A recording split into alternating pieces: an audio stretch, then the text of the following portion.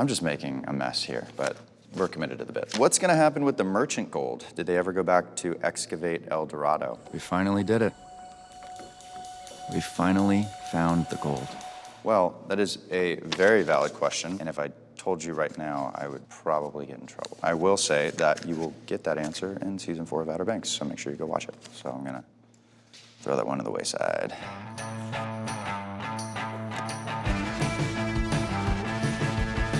Hello, I'm Chase Stokes, and I am answering fan mail from Outer Banks fans. Let's dive in. Let's see what we got today. Rewatching Outer Banks, and I'm still mad John B. wasn't consoling Sarah when Ward was blown up on the druthers. Crying face, crying face, crying face. Also the emoji. You let her ex do it. I know you hate him, but come on. Well, Shama, you're not wrong. I think John B. kind of dropped the ball on that one, but I also don't think he knew that Topper was going to randomly appear in the background and run and consult Sarah. So 2 things can be true, I guess, in that space. But yeah, we're gonna move on. Next up, what, in your opinion, would be the absolute worst way to end the show? Ooh, I think for the Pogues not to find some form of happiness. I think if they just ended up being sad and miserable and never getting any financial compensation for all of these insane treasures they've chased over the years, that would probably suck. Oh my God! Hopefully, and I don't know, but hopefully our writers don't do that to these sweet, sweet human beings, so we'll see. Next, recently, my dad, who is 85, was telling me about a show he was watching. Last year, he had a stroke, so it took me a little while to figure out it was OBX. Keep doing what you're doing. It's resonating with all ages. From the user, the Tales of the Three Amigos on TikTok. I love hearing stories like this. I think whenever you set out to make anything, you hope that it resonates with some people. But when you kind of get the feedback that it's dads and their sons and moms and their daughters or mothers and sons and every single area that it's hitting, it's kind of a beautiful thing. So I'm sorry about the stroke, but I'm glad he enjoyed the show.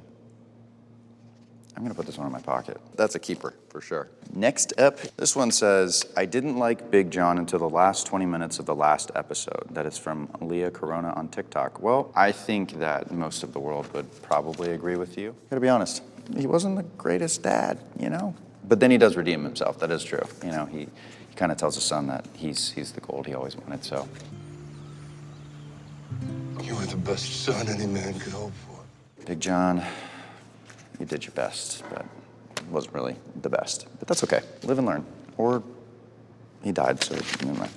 Ooh, we've got a bingo card. Reddit user Ohanan compiled a bingo card of OBX most used and cliched story beats / plot points. This is incredible. Car chase scene, for starters. Seriously, what is he doing? We do have a few of those. Or boat scenes. Yeah, we got a lot of boat chases. Cops / bad guys don't know how to aim. Pogues come out of every shootout unscathed.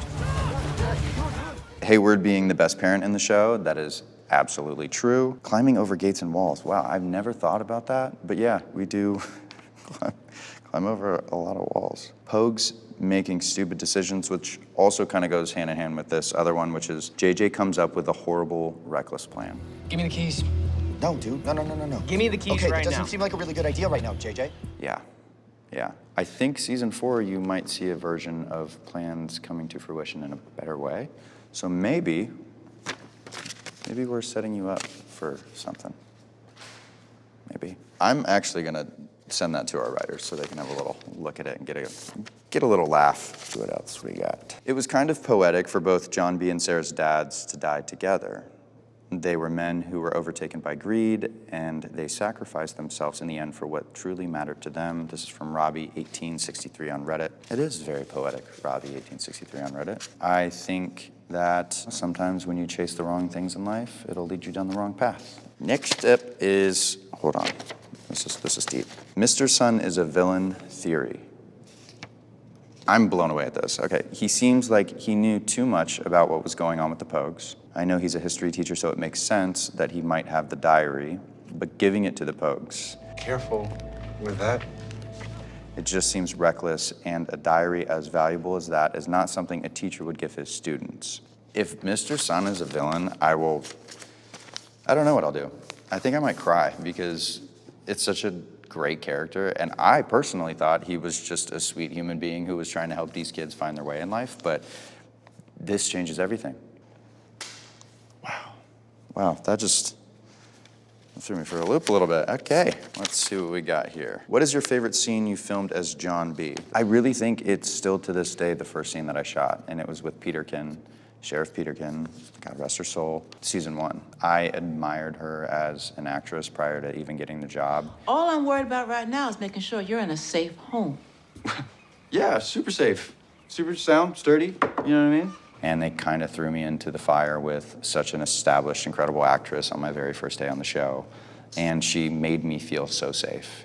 And she gave me so much good advice on how to be a part of a long-running show and her experiences before cameras even rolled. So I think that was something that really allowed me to settle in, even in that first take and in that first scene, to feeling somewhat confident to play this character. It's just kind of a core memory. Like, it's a beautiful way to start the show, and even when I'm not feeling super secure in myself, or I leave work and I'm not super loving the performance I gave that day, I still kind of always go back to that.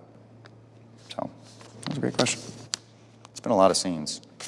Joey King, Chase Stokes, Keith Powers, and Brianne Chu to star in #Uglies, all of my favorite people in one film, from K. Maldo on X. I am very, very proud to be a part of that film. It kind of talks about sort of the ways that people identify their physical selves as sort of their definition of who they are. And I think in society we're so obsessive over our physical features that we forget about the internal parts of ourselves.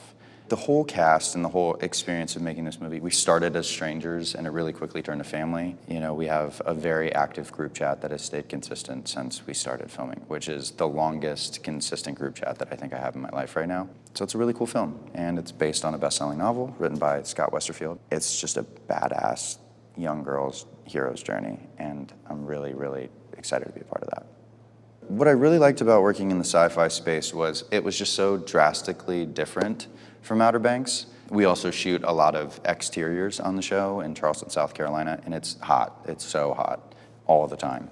So a soundstage with air conditioning was such a nice change of pace. But I think it's just fun as an actor to dive in a different world. So for me, this is sort of my first departure from Outer Banks and John B. So it was really cool to play a character that was so vastly different. The final fan mail.